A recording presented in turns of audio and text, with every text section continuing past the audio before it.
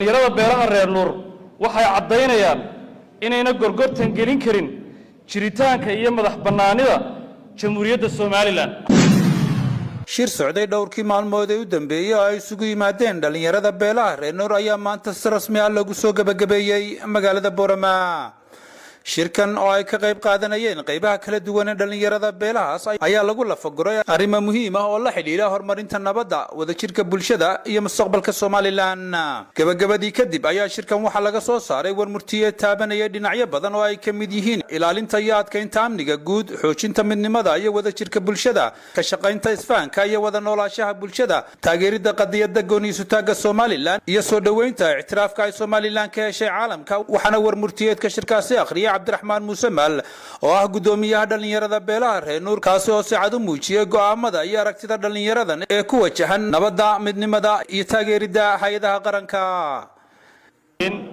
dhalinyarada reer Nuur ee waqtiga adag u dhabar adeegay aynu kaga arrinsanay arrimaheena masiiriga waan iiga mahad celinayaa inaad ii ogolaateen ii doorateen inaan afkiina ku hadlo tiyo aan looga baranin beeshan marnaba wax lidi ku ah dadka reer Soomaaliland iyo dadka reer Awdalba.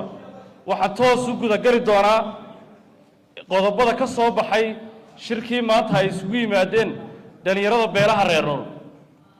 dhalinyarada beelaha reer Nuur waxay cadeynayaan inayna gorgortan gelin karin jiritaanka iyo madax banaanida Jamhuuriyadda Soomaaliland. waxayna ka soo horjeedaan fal kasta oo lid ku ah qarannimada Jamhuuriyadda Soomaaliland. dhalinyarada beelaha reer Nuur waxay si weyn u soo dhaweynayaan guulaha laga gaaray aqoonsiga iyo ictiraaf raadinta. dhalinyarada beelaha reer Nuur uma dul qaadan doonaan isku day kasta oo lagu weeqayo amniga, xasiloonida iyo deganaanshaha gobolka Awdal iyo degmada Boorama. dhalinyarada beelaha reer Nuur waxaa ka go'an adkeynta qadiyadda gadabuursi iyo ilaalinta dhulka iyo danta guud.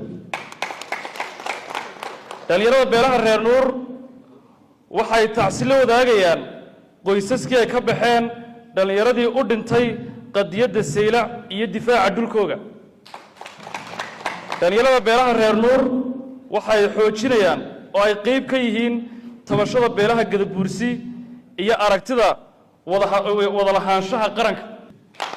beelaha reer Nuur waxay bogaadinayaan suldaanka guud ee beelaha reer Nuur, Suldaan Maxamed Suldaan Saleebaan, kaalintii uu ka qaatay xaaladihii ugu dambeeyay ee magaalada Boorama ee ahaa soo celinta deganaanshaha, xasiloonida iyo dawladnimada.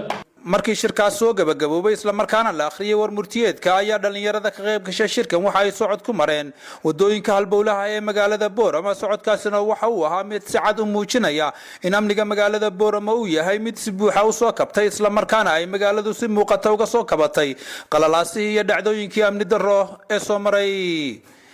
si kastaba ha ahaatee socodkaas nabadda dhiirigelinaya ay dhalinyaradu ku mareen magaalada ayaa waxa uu ahaa fariin nabadeed oo ay dhalinyaradu u direen bulshada, iyagoo markaasi muujiyay doorkooda ku aadan ilaalinta amniga, xasiloonida, horumarka magaalada Boorama iyo guud ahaan kan Soomaaliland.